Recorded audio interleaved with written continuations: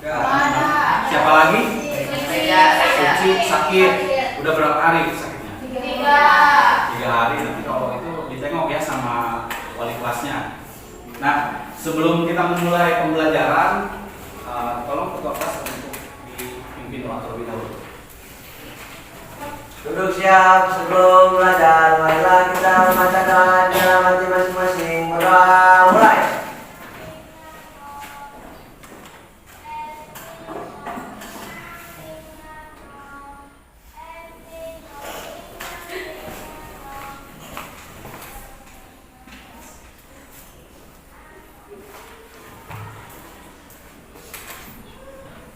Berdoa selesai, ucapkan salam.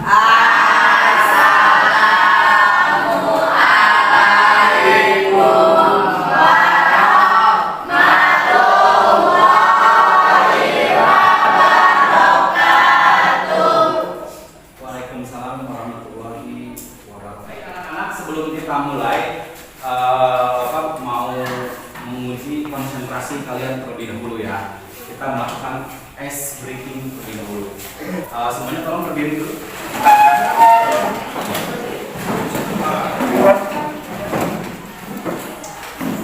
Kita akan menguji konsentrasi. Apakah kalian sudah hari ini sudah konsentrasi atau belum? Ada yang belum sarapan hari ini? Belum. Nanti sarapan ya sore ini ya. Ya. Oke. Dengerin perintahnya ya. Lakukan apa yang saya lakukan dan jangan lakukan apa yang Tidak saya lakukan. Oke, siap ya. Lakukan apa yang saya lakukan dan jangan lakukan apa yang saya tidak lakukan. Oke, siap? Siap. Oke. Telinga. Oke, ulangi lagi. Lakukan apa yang saya lakukan dan jangan lakukan apa yang saya tidak lakukan. Oke, siap. Kaki.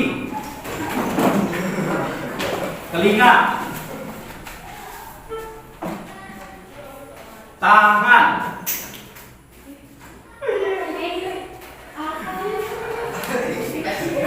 Masih ada yang ini ya. Masih belum konsentrasi. Oke, ulangi lagi. Kaki. Tangan. Bibir. Oke, tepuk tangan buat kalian. Nah, anak-anak, kita akan menyaksikan tayangan video. Harap disimak ya.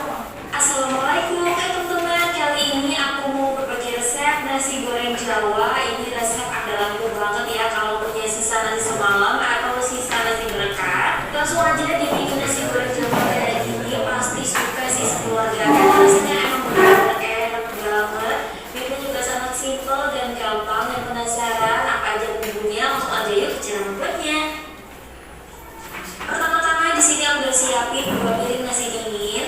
Kemudian untuk bumbu nasi goreng Jawanya, untuk proporsi aku pakai 4 buah cabai merah besar. Aku pakai 8 siung bawang merah, 6 siung bawang putih, 3 butir kemiri, 1 sendok terasi matang, dan cabai rawit secukupnya sesuaikan dengan tingkat kepedasan.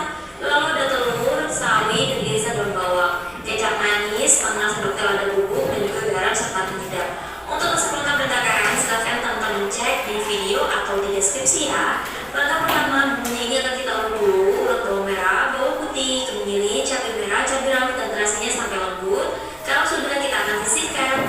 Langkah selanjutnya kita akan panasin minyak, lalu kita tumis bumbu tadi yang sudah kita ulek. Oke, kita tumis ya bumbunya sampai benar-benar tanah dan matang. Untuk menumisnya aku pakai glue happy galvanic granite hook yang ukuran 32 cm besar dan memuaskan banget. Lapisannya 7 layer granite coat ya, kalau deskripsi untuk detail produk ya. Nah, ini bumbunya sudah aku tumis sampai benar-benar matang. Kalau udah masukin telur ayam, lalu kita orak-arik bareng bumbunya.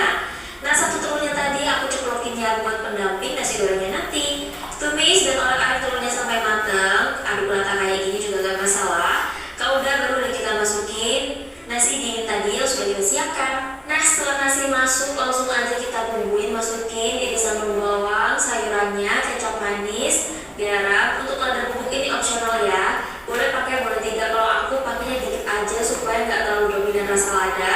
Atau kalau kalian nggak suka juga boleh banget buat di skip. Oke teman-teman, langsung aja kita aduk nasi gorengnya bareng bumbu sampai tercampur merata ya. Pastikan tercampur dan tidak ada yang masih bergerindil supaya enak itu yang makan nasi gorengnya. Nah teman-teman, jangan lupa ya buat diicip dan dikoreksi rasa hingga rasanya itu pas. Oke teman-teman, langsung aja dimasak nasi gorengnya sampai benar-benar tanek dan juga mateng. Kurang lebih seperti ini, dan ini rasanya udah enak banget pas aku coba ya. Rasanya mantul dan pas banget. Selanjutnya langsung aja bisa kita hidangkan selagi masih panas-panas. Kita taruh dulu nasi gorengnya ke atas piring, beri juga irisan timun dan juga telur tadi yang sudah kita ceplok. Taburi juga ya pakai bawang goreng supaya makin mantap. Nah ini nasi goreng Jawanya udah selesai aku bikin. Seriusan ini tuh enak banget. Pengalaman ya kalau ada sisa nasi di rumah, mending dibikin nasi goreng Jawa kayak gini. Aku jamin sekeluarga pasti suka sama rasanya. Ini benar-benar seenak itu, aku aja makan itu sampai kurang loh. Jadi wajib dicoba ya saatnya di rumah. Oke teman-teman, sekian dulu video kali ini. Semoga bermanfaat. Kalau teman-teman suka sama video aku, jangan lupa buat klik tombol like, komen, juga subscribe, dan share video ini sebanyak-banyaknya ke sosial media yang kalian punya. Sampai jumpa di video-video berikutnya. Wassalamualaikum warahmatullahi wabarakatuh. Oke, kira-kira tadi yang kalian simak di video tersebut sudah tahu membuat apa tuh? Nah, kita nanti akan belajar tentang berpikir komputasional. Ya, apa sih yang dimaksud dengan berpikir komputasional? Apa kalian sudah pernah mendengar istilah kata itu? Tidak pernah. Belum pernah. Mungkin lupa ya, pasti sudah diajarkan di mata pelajaran-pelajaran yang lainnya itu ada. Jadi sebenarnya berpikir komputasional ini itu berpikir dengan cara terstruktur ya. Kalau kita kaitkan, kemarin mungkin Pak Beli udah memberitahu tentang yang namanya coding ya. Coding itu apa sih? Kemarin Pak Beli ada yang masih ingat nggak? Yang beda sama Pak Beli? Coding. Jadi coding itu bukan berarti kalian membuat kode dan lain sebagainya ya. Jadi berpikir komputasional itu bagaimana kita itu berpikir secara terstruktur ya. Kayak semacam kalau komputer itu kan ada yang namanya program ya. Nah di dalam program game, yang suka main game nih, itu game itu bisa dibuat karena ada programnya. Nah sekarang kan lagi tenar tuh di TikTok ada yang namanya video PO3 ya. Nah yang dihasilkan oleh AI ya. Apa AI? Intelijensi artifisial. Jadi kecerdasan buatan. Nah, kenapa di dalam AI itu seolah-olah mirip? Ya, kita masukkan dulu prompt-nya tuh. Buatkan seseorang yang sedang makan bakso misalkan ya di pinggir pantai dengan nuansa bla bla bla bla. Nah, klik di PO3, trek, muncullah videonya. Itu yang dimaksud dengan AI. Nah, ini juga sama dengan cara berpikir komputasional ya. Nah, kita lihat ini. Perhatikan di sini kita akan membahas tentang materi apa itu berpikir komputasional. Nah, kita lihat ya. Nah, berpikir komputasional adalah pendekatan sistematis untuk menyelesaikan masalah dengan prinsip ilmu komputer. Tujuannya yaitu memecahkan masalah kompleks menjadi bagian kecil, menjadi solusi yang efisien dan logis, melatih keterampilan kritis dan analitis. Nah, kita lihat lagi komponen utama. Komponennya yaitu penjelasan. Di sini ada berapa komponen? 1, 2, 3, 4, 5. Nah, berpikir komputasional itu ada 5 komponen. Yang pertama, memecah masalah besar menjadi bagian-bagian kecil. Terus pattern recognition, mengenali pola atau kesamaan dalam masalah. Abstrak, fokus pada informasi penting, abaikan detail yang tidak relevan. Algoritma, menyusun langkah-langkah sistematis untuk menyusun masalah. Itu ya, contoh dalam kehidupan sehari-hari. Kita lihat, merencanakan liburan, ya. Nah, dekomposisi tugas. Contohnya misalkan kita langkah pertama adalah memilih destinasi, yang kedua anggarannya terjangkau nggak oleh kita. Misalkan ya, tiba-tiba kita pengen liburan ke Bali tapi kita tidak punya ongkos, yang nggak bakalan terlaksana ya. Kira-kira seperti itu. Dan transportasi apa yang kira-kira hemat nih untuk nyampe ke sana misalkan ya. Kalau misalkan kita budgetnya low budget, ya mungkin yang mudah-mudah aja ya yang diambilnya. Terus membuat resep masakan. Contohnya tadi ya, itu algoritma, menyusun algoritma. Tadi yang kalian tonton tuh, itu hanya sebagian dari contoh ya. Jadi itu adalah menyusun algoritma. Terus lanjut lagi, merapikan kamar. Ini dekomposisi dan pengenalan pola. Itu dari menyusun kamar kalian yang misalkan pabalata atau misalkan menyusun rak buku dan lain sebagainya, itu masuknya dekomposisi dan pengenalan pola. Yang selanjutnya adalah menyusun jadwal harian, abstrak dan algoritma. Nah, selanjutnya manfaat berpikir komputasional, menyelesaikan masalah dengan cepat dan efisien, membantu mengambil keputusan logis, mempermudah belajar pemrograman AE. Nah, ini nanti tujuannya nanti mungkin sama Pak Beri akan dijadikan mata pelajaran, akan diajarkan. Ini langkah-langkah nih, berpikir komputasional itu adalah langkah-langkahnya ya, dasarnya ketika kalian itu mau misalkan membuat coding, atau misalkan kalian membuat game, atau misalkan kalian membuat pemrograman. Ini langkah-langkahnya ya.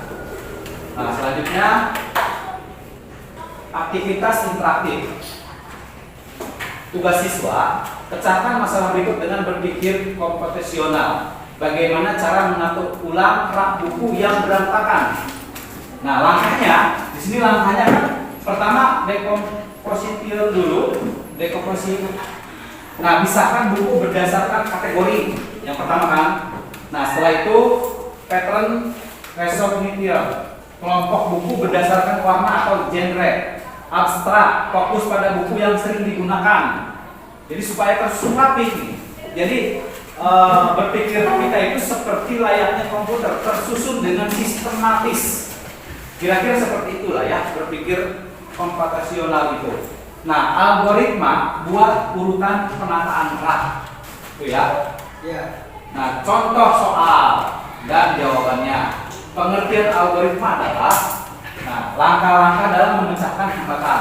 Manfaatnya berpikir komputasional bagi siswa, menyelesaikan masalah dengan cepat dan efektif. Tahap pertama dalam berpikir komputasional adalah dekomposisi.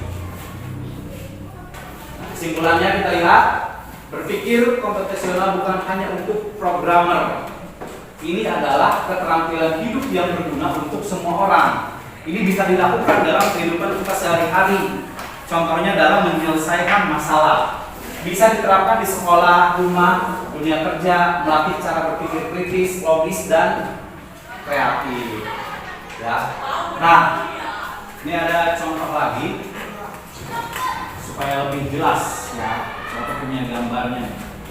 Nah, ini ya contoh berpikir komputasional itu yang pertama. Jadi kan 1, 2, 3, 4. Ada 4 komponen ya. Memecahkan masalah besar menjadi bagian kecil. Terus pattern recognition, mengenali pola atau kesamaan. Abstrak, fokus pada informasi penting. algoritma menyusun langkah-langkah penyelesaian. Nah, ini pemecahan dalam kehidupan sehari-hari. Misalkan dekomposisi, merinci tugas dalam pekerjaan rumah, gitu ya. Mengenali jenis soal apa, terus fokus pada acara penting. Misalkan kalian itu ketika diberikan suatu permasalahan, disuruh menyelesaikan masalah, terkadang kan banyak ide-ide yang muncul dalam benak kita atau pikiran kita. Maka kita fokus saja sama tujuan kita, gitu ya. Oh, ini untuk menyelesaikan masalah ini. Ya udah, kita titik fokusnya ke situ, menentukan urutan penyelesaian kegiatan. Nah, memecahkan masalah sehari-hari tadi udah ya. Itu ya, ini dalam kehidupan sehari-hari.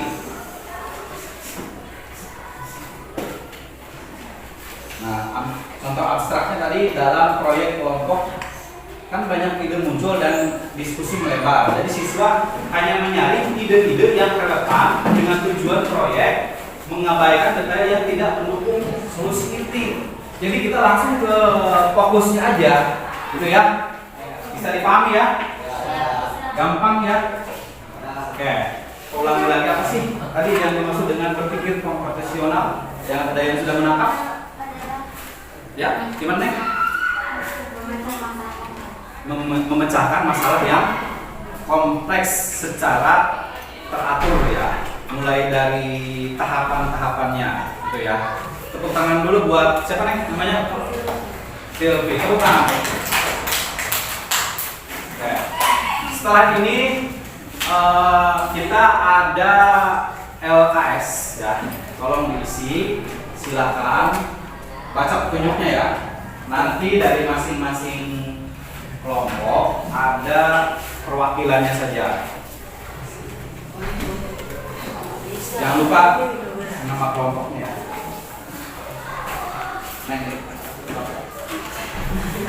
Yuk, silakan diisi waktunya 10 menit dari sekarang. Ayo.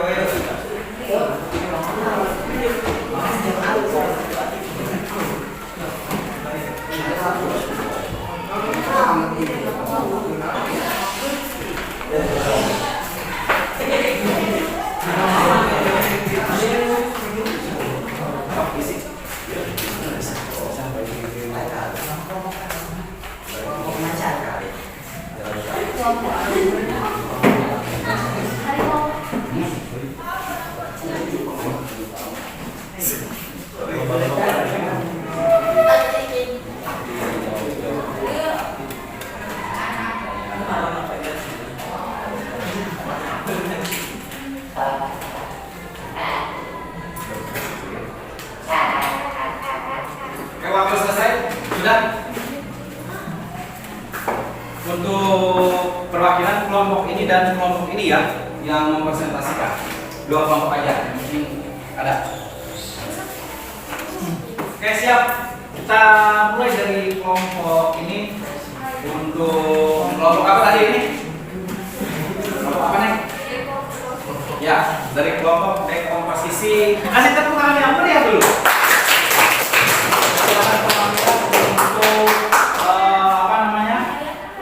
Mempresentasikan kelompoknya. Nah, gimana menurut kelompok ini? Apa arti berpikir komputasional? Apa maksudnya? Apa apa?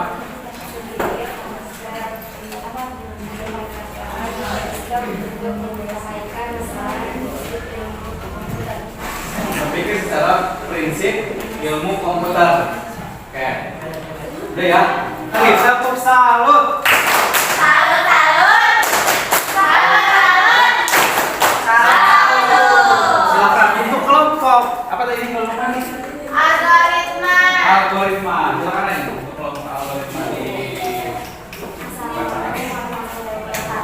Waalaikumsalam warahmatullahi wabarakatuh. Saya dari kelompok algoritma akan Ya, sok. akan aktivitas komputasional menurut kalian memecah masalah kompleks menjadi bagian kecil. Pernahkah kalian menghadapi masalah yang rumit di sekolah atau di mana? Bagaimana kalian bisa memecah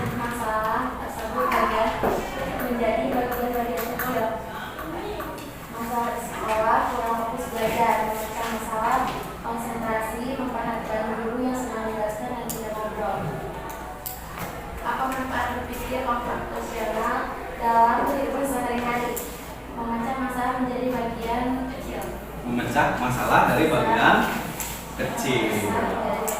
Oke, ada yang ditanyakan nggak kira-kira dengan kelompok ini? Tidak ada ya? Ngerti semua ya? Wih, luar biasa. Tepuk tangan buat kalian.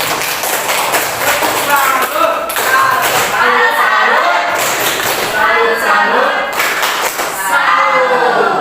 Oke. Itulah hasil dari presentasi dari masing-masing kelompok. Nah, tadi berpikir apa? Oke. Kita akan melakukan refleksi ya.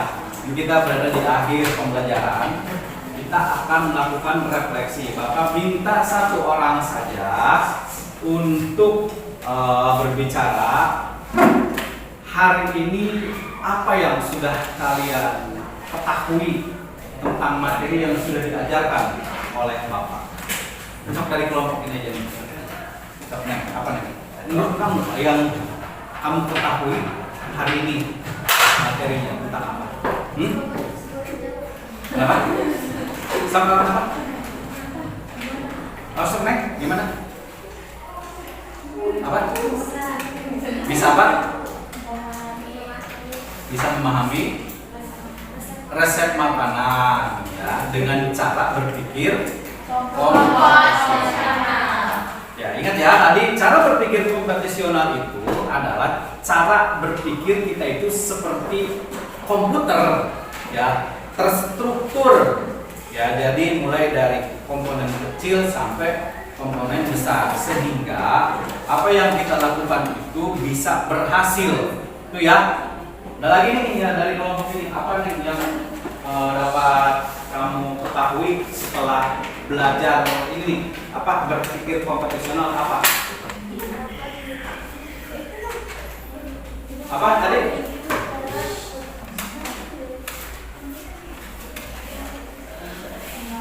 Dapat berpikir secara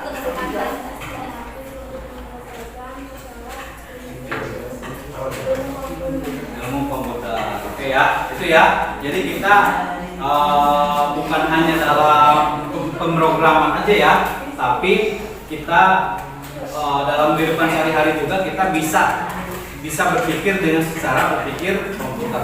Itu ya. Oke, mungkin nanti pembelajaran yang akan datang itu nanti akan dilanjutkan lagi dengan materi tentang coding. Ya. Oke, mungkin itu saja anak-anak untuk pembelajaran hari ini. Kita mengucapkan hamdalah.